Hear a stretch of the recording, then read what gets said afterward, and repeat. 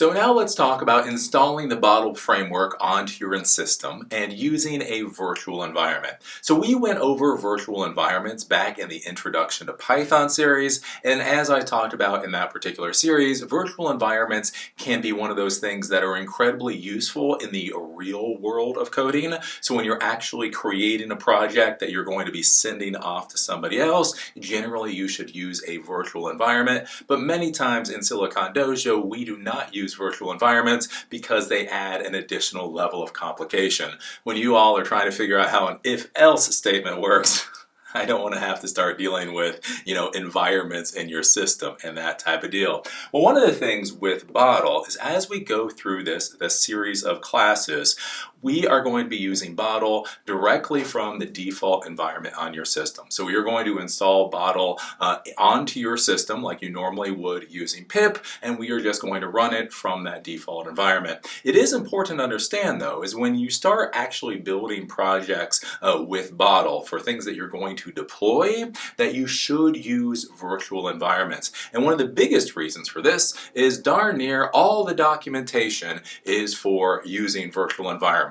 So if you create your nice little project and you decide you're going to put it up on a Linode server or a DigitalOcean server or that type of thing, and you go to take a look at their documentation, it's going to tell you how to do it with a virtual environment. It's not going to tell you how to do it without. So for this particular class, I just want to talk about the virtual environments a little bit, how to install the Bottle web app framework so you can understand what's going on. So the first thing is simply installing the Bottle web app framework onto your system if you want it into the default environment. And again, that is how we're going to be doing almost all of our classes in this particular series. We're going to be using pip like we always do. So it's going to be Python 3 space -m space pip space install space Bottle, B-O-T-T-L-E, and that will download and install the framework for you, and that will be for your overall environment. So first, let's talk about installing Bottle for your overall environment. So basically what this is going to be is you're going to create your little Bottle code, and you just want to hit the run button in VS Code in order to make it run, or you just want to be able to call Python 3 space whatever your script name and run it that way is. So basically what this is installing Bottle onto your entire system so that it's easy to access. At this point, all that means then is that you're just simply installing a module like you would any other module, like you're installing request module or the OpenAI module or that type of thing. So we're going to be using pip as we normally do, and here for Silicon Dojo, the command that we use is Python 3 space -m space pip space install space Bottle, and that will install the Bottle web app framework for your entire system. So that way you do not have to worry about going into a virtual environment or any of that type of thing. You can simply write your code and run your code. So now let's talk about virtual environments. And again, we had a class on this in the Introduction to Python series. So the first thing that you're going to need to do is you're going to need to install the virtual environment module onto your system. So this is what is actually going to be able to create virtual environments for you. So in your overall system, it's going to be Python 3 space -m space pip space install, and then you're going to do venv, and that is for the virtual environment, and that will install the virtual environment onto your system. Now, once you have venv installed on your system, then you actually need to create a virtual environment. So I would highly recommend, you can do whatever you want in life, but I would highly recommend you put your virtual environment into the same folder your Bottle web app is going to be in, right? So when you create a project, essentially what you should do is you should create a folder for that project, and then all the files are going to go into that particular folder, and one of the folders that will go there will be your venv folder. So what happens is when you create a virtual environment, that's going to create a small file structure with everything that is needed to run within that virtual environment. And so basically you should put that, in the same place where all of your other files are. In order to create a virtual environment, so from that location, so you got to be at the command prompt, from that location, you do Python 3 space -m space venv. So this calls the virtual environment module. And then you put space, and then you put the name that you want for the venv, for the virtual environment. Now, the standard that everybody normally goes by is venv, because this makes life a lot easier, right? If I go into a folder that contains a Bottle web app, and I see one of the folders in there says venv, I know, oh, that's the virtual environment. If I go in there and I see 20 folders with all kinds of different names, then I've got to figure out what the hell the virtual environment folder is, and so that's why we go with venv.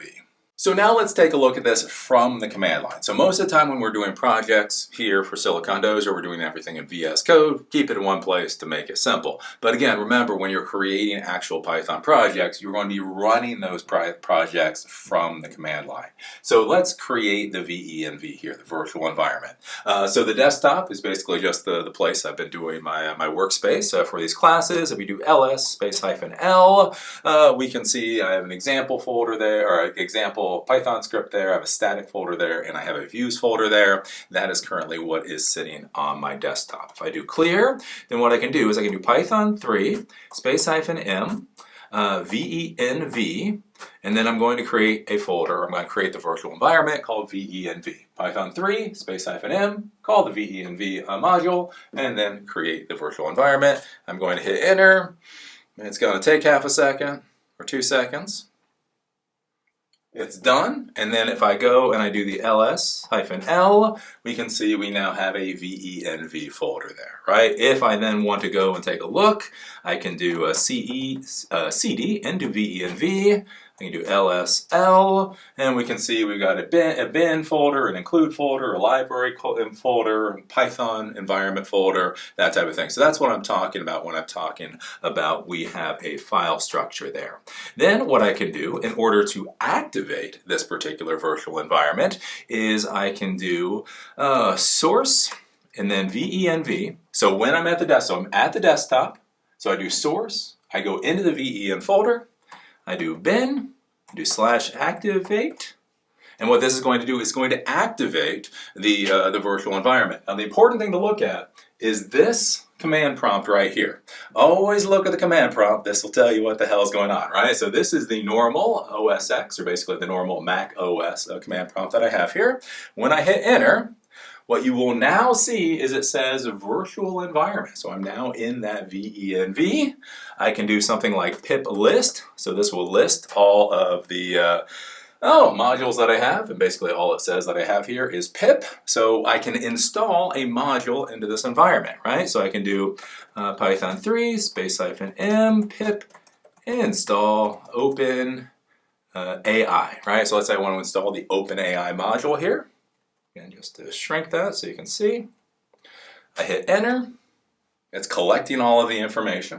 And the important thing to understand here is it's now collecting all that information and it's putting it into this particular environment, right? I can then do clear, I can do pip list for this particular environment, and when it did that, it installed a lot of things, and one of the things here again is OpenAI. So now within this environment, I have OpenAI installed. Again, if I want to then install Bottle here, so I do Python 3 m pip install Bottle. It will now install Bottle for us, and if we do pip list, we should be able to see that we now have Bottle installed. So this is how this would work from the command line. And so what would happen here, right, is that if I wanted to run one of my Bottle scripts from this virtual environment, I would come into this virtual environment, again, source venv /bin /activate, that activates it. I can then now run my script here. If I then want to deactivate this, so I want to get out of this particular environment, I can simply do the deactivate command, and I hit enter. And now, as you can see from the command prompt, I am now out of this particular virtual environment. And so the important thing to be thinking about this is, again, if you're going to be creating this overall Bottle app, you may want to create a virtual environment to put everything into the virtual environment. The other important thing to think about too is when you create this virtual environment, you will need to install the Bottle module into the virtual environment.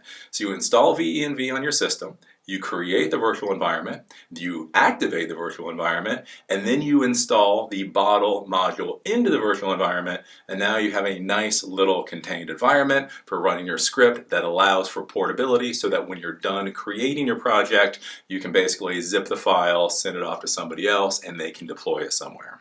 So now let's show you how to use venv within VS Code. So this is going to make life a lot easier. So basically you can just edit your code here, you can hit the run button. When you hit the run button, you'll automatically use a virtual environment. You don't have to go over the command prompt, especially when you're building out your projects. So I have our workspace open here, we have our code here, we have our terminal here. In the workspace, you can see that it's at the desktop, and I currently have two folders in there, one called static and one called views. We're going to use those for classes in the future. Then we have the script, the bottle script here, and then we have the terminal. You'll notice with the terminal, the command line is basically just giving me that normal Eli at OSX at the desktop, so we know that we are actually using just the normal, basically Mac OS shell. So what I'm going to do is I'm going to create the virtual environment like I did in the terminal. That is going to create a folder up here, and then it's also down here, we're going to get a little pop-up that says, do we want to use the virtual environment? And we're going to say yes, and so that will have us use the virtual environment. So I can do Python 3 space -m venv for the module space venv for the name of the virtual environment. We're going to hit enter. That's going to create the folder, and then we're going to get this box. We're going to say yes.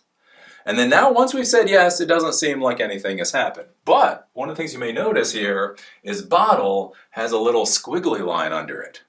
Why is that? Because you get the squiggly line when that module doesn't exist in the environment. Bottle is installed on the system. It's not installed within this virtual environment. So when I go to run this script, we are going to see that it fails out because it doesn't have bottle. If we look down here at the command line, we now see venv Eli at OSX. So we are now in this particular virtual environment that doesn't have bottle, right? So I can come down here, I can do clear, I can do Python 3 space -m pip install bottle.